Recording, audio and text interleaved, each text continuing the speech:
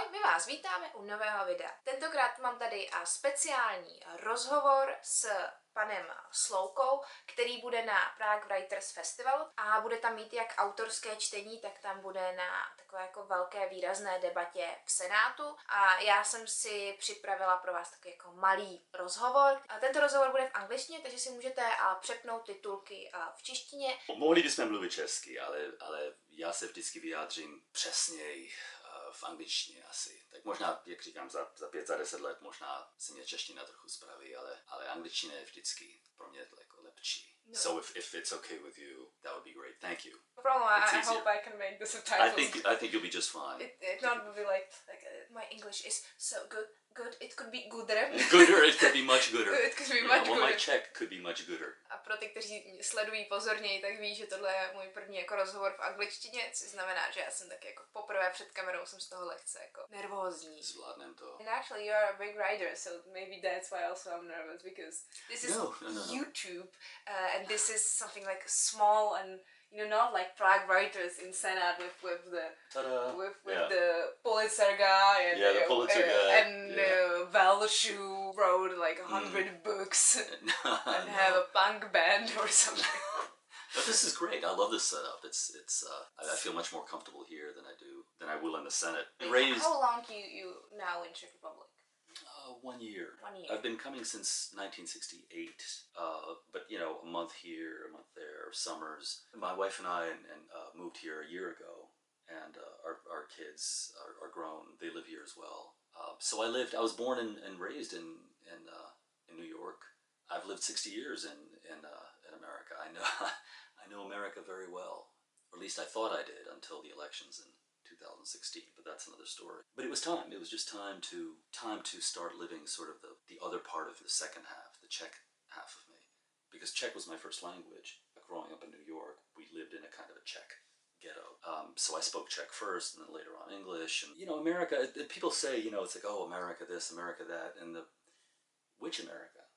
There are 1,000 Americas. There are as many Americas as there are Americans. It's complicated. I mean, I think the American dream is I don't know what it is exactly. It's one of those phrases, the American dream. So does it mean having a house in the suburbs with a 2-car garage, and what the hell is it exactly? Nobody knows. The thing about Americans is that I know a lot of Czechs that I run into say, oh, America, and they get sort of this light in their eyes. And I always say, well, beware of what you wish for, because it's not that simple. And there's a real loneliness that runs under the surface of American culture. People are very isolated from each other. It's one of the things I love about Prague. I mean, I know it's a complicated city. One of the things I love about it is because we think the Americans always smiling, always saying, "Oh, how are you?" They're smiling until they shoot you, but yeah, it's and they can actually. oh yeah, absolutely. Thing going on. The fact is that if I go for a walk in the park in Prague, I see as many men as women pushing baby carriages. I see grandparents who are the nannies.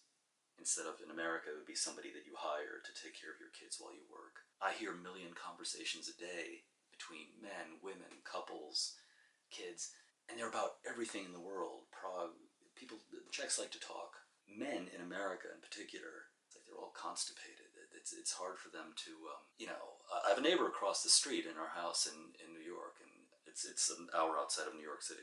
I know Joe, and Joe knows me, and I bring out the garbage on Thursday evenings. I say, hey, Joe, how you doing? He said, hey, Mark, what's going on? And I say, not much, Joe. How's the wife? And he said, fine. And I could know him for the next 30 years. And it'll be, hey, Joe, how you doing? Mark, I'm good, man. How are you? And I said, fine, Joe. How's the wife? Maybe the weather. Maybe the weather. That's it. Whereas here, I mean, there's another thing. There's a generational thing. I've noticed here that you'll walk past a cafe and you'll see mixed groups. You'll see younger people, older people, kids, dogs, everywhere. You don't get the generational thing in the United States. So, for example, a younger man won't have a beer with an older man. That's unusual, really unusual. Or an older woman with a younger woman. Barely ever see that. It's not possible for me to say, so, Bob, we should get a beer sometime and talk. What's wrong with that? Like, is he gay? Like, what's wrong with this? Is he asking me out? Whereas here, it's completely natural. It's like, hey, we should get a beer. So, and we go out and we talk, and It's fine. So it's, I don't know, There's a strange kind of distance. harder to make friends? Oh, much more. Much more. Much more. And people are just generally, they're isolated.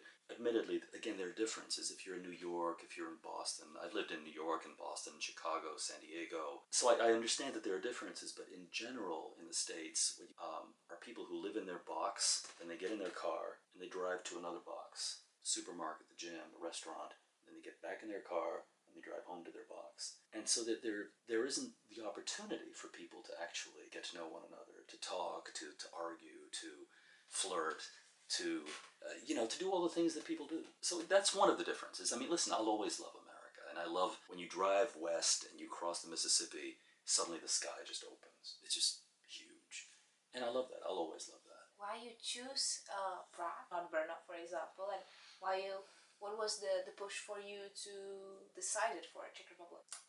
My parents were Czech, my grandparents were Czech, my great grandparents were Czech. So there's that. I grew up on Czech stories, Czech fairy tales. There's the language, which is important to me. There's the fact that our son and daughter both live here, and they love the city. Our son's a musician. Our daughter runs the Globe bookstore now. As a writer, I could live almost anywhere, really. I can write anywhere. In the United States, we're having a hard time talking about anything else than politics because the situation is so bad. It's really bad. But they all speak the same language. It's really striking. Orban in Hungary, Kaczynski in Poland, Zeman here, Trump in the United States. It's as though they're reading from the same script. The Chinese have, the year of the dog, the year of the cat. I think it's the year of the lie. And I think we're all living through it, and it's a question of how long it will last. Yeah, I mean, my parents were refugees, pure and simple. My father was a journalist in Brno. He wrote for Lidové noviny. They lived in a refugee camp in Innsbruck. I write about it in the memoir. My father cut sugar cane and shoveled coal. My mother cleaned toilets for 2 years. And then at the end of it all, they came back here. It was kind of an extraordinary story. And my mother they had a terrible marriage, but that's a long tale. But through the whole thing, my mother had the love of her life was a man who stayed here. They had an amazing life, but it was the life of refugees.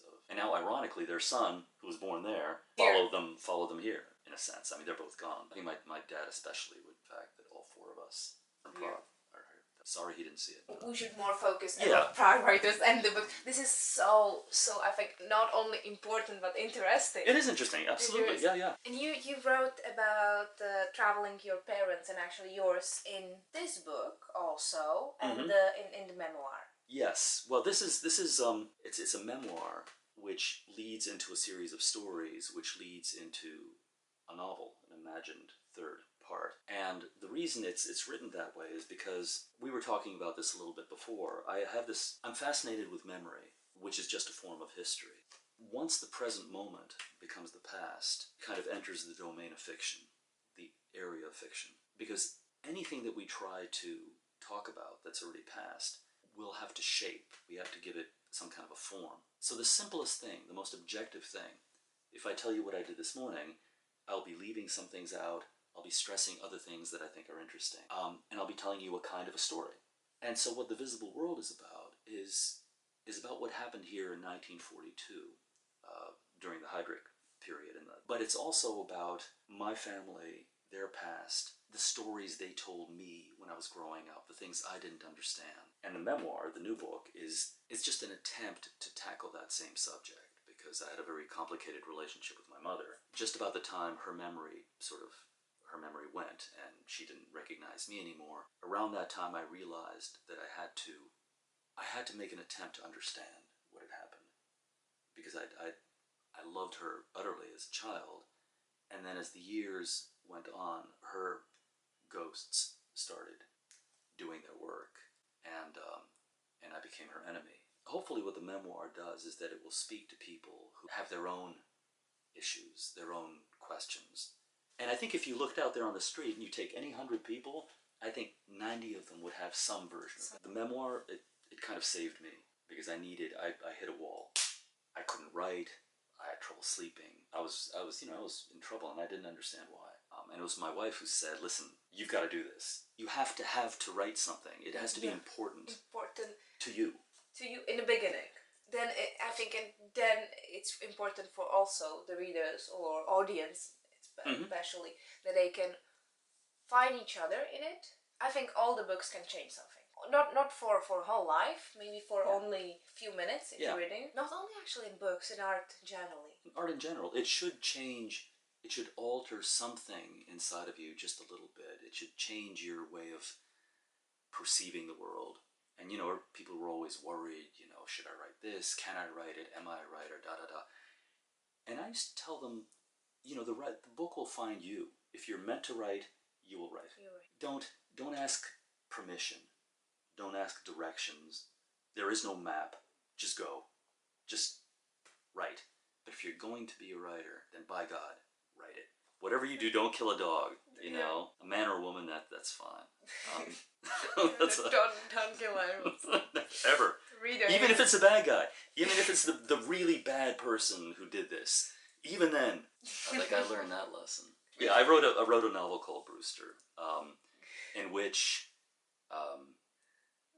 the sort of the drunk, abusive father of one of these young boys, in kind of a drunken rage, kills a group of puppies. He barely knows what he's doing. He falls into a stupor, and it's a horrific scene which took me a week just to build up the courage to write. But what I was trying to do was come up with something which actually expressed what a horror of a human being this man is. And when the book was done, my editor at Norton in New York sent it to Chuck Palahniuk. How do you pronounce his name? Palahniuk. That guy. Paul and Nick, I don't know. That guy, you know, Mr. Fight Club guy. And he wrote her a letter back saying, don't ever, ever, ever, ever, ever send me another book, especially by this guy. But actually, don't send me any book at all. Like, ever. I never want to hear from you again. You know, and it was just because of the puppies. Like, he couldn't get past the goddamn puppies. And I'm thinking, like, man, but look at your own stuff. I mean, it's full of violence. It's full of, like, really cruel shit. That's Chuck. So don't kill, as a writer, don't kill animals. Small puppies, that's the worst. That's the one rule. Do anything but that. Yeah. That's funny. Yeah. That's really it's writers are strange. You was a teacher. Do you think that you... 30 years. 30 years. Do you think that you want to be a teacher here in Prague? Yeah, if there was the right opportunity, I love the idea of teaching literature or writing for that matter. You know, my last job was at the University of Chicago. I don't know. The University of Chicago is a strange place. It's very serious all the time. Harvard was better. Columbia was better. The best, actually, of all the schools I taught in was the University of California in San Diego, because I had students who, they were the first generation to go to college. Their parents had never gone, and so they were hungry, you know, as we say. They wanted to be there, and they were the best students I've ever had. At Harvard, they were smart, but they were all the same. They were kind of like, you know, they've done everything right. They've checked off every box. The best kind of teaching is the kind where, you know, you get arguments going. You say, like, okay, John, but you said this, but Mary over here said something else. So how do those two go together? Now, actually, no, Bob, what do you think? You know, and you bring, and pretty soon it's like an orchestra. You know, you have everyone is involved and interested. So yeah, I mean, I think if someone, I'm actually even open to the idea of teaching on the secondary level, on the gymnasium level, because I realized that a great teacher would make me like almost anything. Well, maybe not mathematics, but almost anything. So you're gonna stay in Prague since now to... You know, I think so. I think so we have can normally like find you somewhere, globe reading the news. Jediný problém je, že my máme chatu, jako v New Yorku, tak hodinu od New Yorku. A já tam to mám strašně rád. Tak si říkáme, že možná nějaký měsíc roku, že budeme strávit tam. Ale jinak Praha se nám líbí. So it's possible to find you somewhere in Prague sometimes? In Prague, absolutely. Yes, no, I live here now. We live here now. If someone wants to talk about your books or want signature. Absolutely. Yeah, we can meet for a cappuccino at you know, Okie Dokie up in Letna or something. And yeah, no, I think I like that very much. I mean, the reason we write is this is true. Partly it's to say what needs to be said, as we were saying before, but it's also to make a connection with the reader. Okay, we can maybe make some book club. Oh, that'd be fantastic. That'd be great. Readers. Yeah, absolutely. Oh, I would love that. Yeah. Yeah. It's not a problem, actually. Especially with this book and with this publishing company. They are great. That would be. Maybe That would be I have really interesting. idea. I think you've had an idea. I think Yeah. I Yeah. the No, funny that is would be a I'm lot of making fun. more work for me. Always. I know. By the time this is over, you won't Yeah, have any time I at all. love my book YouTube and my reading so much, and I'm Yeah. making more and more work. You'll never finish that paper on Harabao. You'll never finish the thing. Don't say that. No, please no, don't I'm say- kidding. No, you'll Yeah, I be want fine. to finish the paper. Probably I never finish my own book, but You'll be fine. that would be good fine. Sometimes I think the more we have to do, the more we do. You know, and sometimes when we have like nothing to do, we do even less. Yeah, I don't understand how people can be like bored in this. That in doesn't these seem like it would days. be a problem for you. I don't. Bored, man. You have books, you have videos, you can do everything. Yeah. Like not be bored. For Yeah, example, there's a lot going on out you there. can learn something. I'm learning to cook. Yeah. Are you? I Yeah. love cooking. Good. I'm not a good cook either, but I love cooking. I have a picture on our cabin, at our chata in New York. I have a picture on the wall that I clipped out of the newspaper. Actually, my father sent it to me. That's how I have it from, I guess, I don't know, some newspaper here. And it shows these two guys, and they're standing up to their thighs in the butawa over here. Over here. Yeah. And one guy's older, and he's just wearing his underwear for some reason. I don't know why. And this is a younger guy, like next to him, and together they're holding this giant catfish. But the thing weighs, I think they said it weighed like 180 kilograms. I mean, it's 2 meters long. It's this giant thing. They're staggering under the weight of it. But the look on the old guy's face is just, he's so happy that I just had to put it on the wall. This is a man who has found his meaning in life. It's right now. Here it is. I have this giant slimy catfish in my hands, and I'm so happy. And it was just, every time I'm feeling sort of, I don't know, depressed or something, I just have to look at that picture. It's like, my God, that man is just, he has life.